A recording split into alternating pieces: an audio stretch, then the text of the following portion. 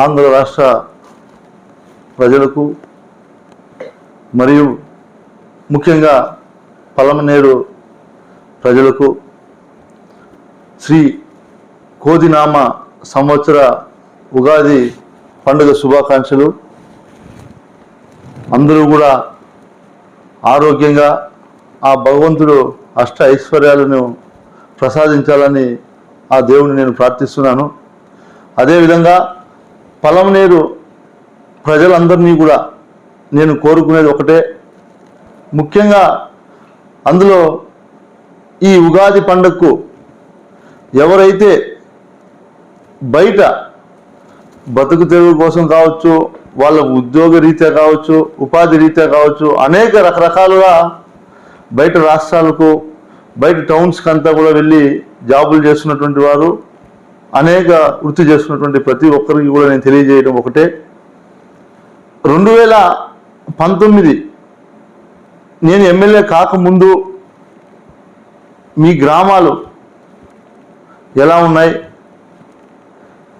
జగన్మోహన్ రెడ్డి గారు ముఖ్యమంత్రి అయిన తర్వాత మీ గ్రామాల్లో ఎలాంటి మార్పు తీసుకొచ్చానో మీరు అందరూ కూడా గమనించాల్సిందిగా ప్రతి ఒక్కరిని కోరుకుంటా ఉన్నా. ఎందుకు ఈ మాట చెప్తున్నానంటే, ఈరోజు ఉగాది పండుగ ప్రతి ఒక్కరూ కూడా మీ మీ సొంత గ్రామాలకు ఖచ్చితంగా వచ్చి పెద్దలకు కంపల్సరీ బట్టలు పెట్టే కార్యక్రమాన్ని చేస్తారు. కాబట్టి నేను అందరికీ కూడా సోదరి మనందరికీ కూడా తెలియజేస్తా ఉన్నా, ప్రత్యేకంగా మీరు గమనించండి.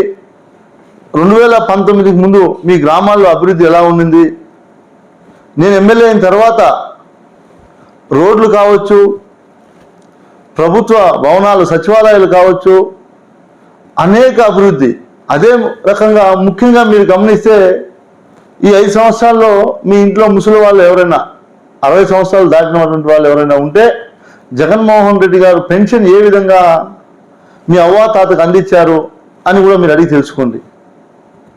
మీరు అన్నీ కూడా గమనించి ఎవరు ఈ నియోజకవర్గానికి అభివృద్ధి కోసం ఎక్కువ కృషి చేశారు అని మీరు గమనించి రాబోయే నెల 13వ తేదీ ఎన్నికలు ఉన్నాయి.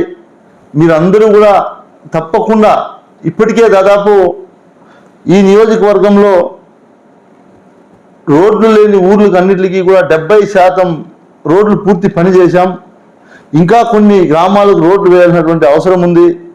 ఖచ్చితంగా రాబోయే రోజుల్లో వాటిని అన్నిటినీ కూడా నేను పూర్తి చేస్తా, నన్ను నమ్మండి. ఎందుకంటే నేను శాసనసభ్యుడు కాకముందు అంతకుముందు ఎంతోమంది శాసనసభ్యులు ఉన్నారు, ఎవరు చేయలేనటువంటి అభివృద్ధి నేను మీకు చేసి మీ కళ్ళ ముందు చూపిస్తున్నాను. మీరు మీ గ్రామాల్లో మీరు ఖచ్చితంగా నా కోసం ఒక 5 నిమిషాలు కేటాయించి ఎమ్మెల్యే గారు చెప్పింది వాస్తవమా కాదా అని కూడా పరిశీలించాల్సిన కూడా మిమ్మల్ని కోరుకుంటా ఉన్నా. ఏదైతే మిగిలినటువంటి 30% రోడ్లు గ్రామాల్లో పెండింగ్ ఉన్నాయో వాటిని కూడా రాబోయే రోజుల్లో నేను పూర్తి చేసే విధంగా మీరందరూ కూడా నాకు సహకరించి ప్రతి ఒక్కరూ కూడా నాకు మద్దతుగా నిలిచి నన్ను మళ్ళీ రెండోసారి ఎమ్మెల్యేగా గెలిపిస్తారని నేను ప్రతి ఒక్కరిని కూడా ఆశిస్తా ఉన్నా. మన రాష్ట్రంలో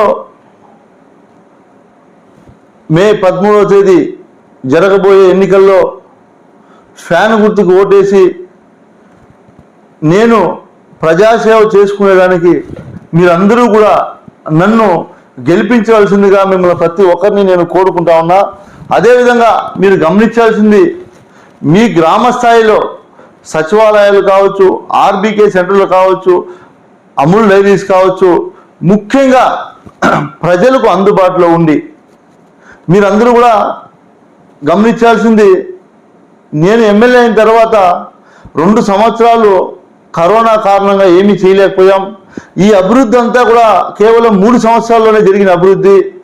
కాబట్టి మీరు ఈసారి నాకు అవకాశం కల్పించాల్సిందిగా కోరుకుంటూ, ఈసారి ఏదైతే గ్రామాల్లో ఉన్నటువంటి చిన్న చిన్న రోడ్లు, కాలువలు, ముఖ్యంగా వసతులు ఏవైతే గ్రామ స్థాయిలో ఉన్నాయో వాటిని అన్నిటినీ కూడా పూర్తి చేసే బాధ్యత నేను తీసుకుంటానని కూడా మీకు అందరికీ తెలియజేస్తూ మరొక్కసారి అందరికీ కూడా ఉగాది పండుగ శుభాకాంక్షలు తెలియజేసుకుంటూ సెలవు తీసుకుంటాను.